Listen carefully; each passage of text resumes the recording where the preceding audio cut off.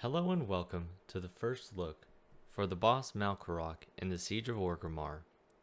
Malkorok died quickly after learning to deal with the mechanics properly, so don't expect too much of a wipe fest for him.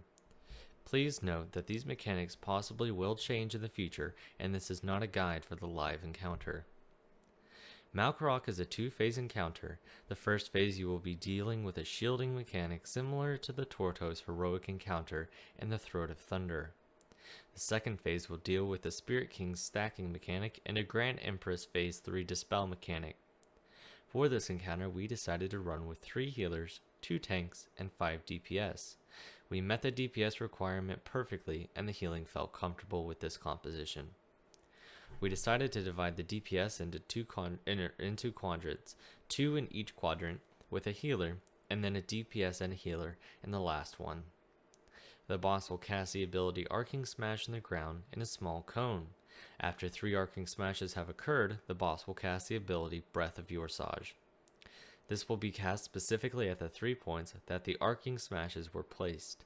We decided to have our main tank and raid leader mark these as they occurred. Purple pools will spawn on the ground, 3 at a time and 6 per phase, in between each Arcing Smash. Only one person can soak this pool, and if nobody soaks the pool, it does massive raid-wide damage and will most likely wipe you. Also, if more than one person is soaking the pool, it will instead revert the damage into the raid group instead of those 2 players. Healers play a very specific and strong role in this encounter for Phase 1, in that they must keep the shield on the raid up as high as possible during every Phase 1.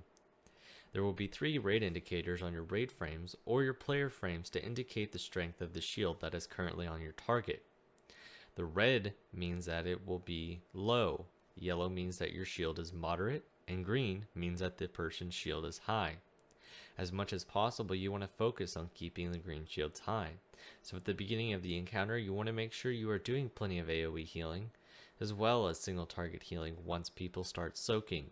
It's very important if you decide to set specific players for soaking that their shield maintains above yellow before they soak the pools.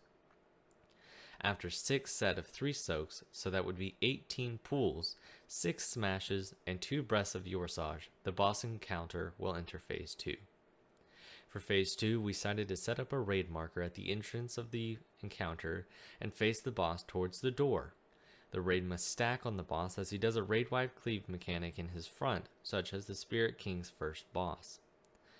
2 players at a time will get a debuff inside of the raid, and if it is dispelled in the raid, it will do an 8-yard radius of high AoE damage, which will most likely wipe you. To avoid this, the players with the debuff must run out of the raid at least 10 yards to get dispelled. We found that if you split the people up, one going left, one going right, and then dispel them, they easily come back in without any hiccups. Since this phase will only last 20 seconds, as the boss will drain 5 of his rage every second, using raid cooldowns is essential. Since we decided to use our Bloodlust on the pool, healers must play well for Phase 1 and Phase 2. We predict that this encounter will change and that the Arcing Smashes will not have to be marked in order to see where the Breath of Yorsage mechanic is. For this encounter, it is a 6-minute enrage timer, and you will occur into Phase 1 at least twice, possibly 3 times. Each time will become more and more difficult and more likely to wipe your raid group. If at all possible, you would like to avoid the 3rd Phase 1, as it will most likely wipe your raid group very quickly.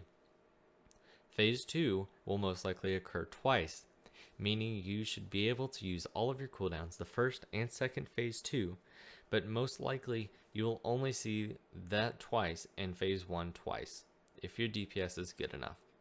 This encounter was very fun, and we found that it could use a couple of changes, but overall it was designed well.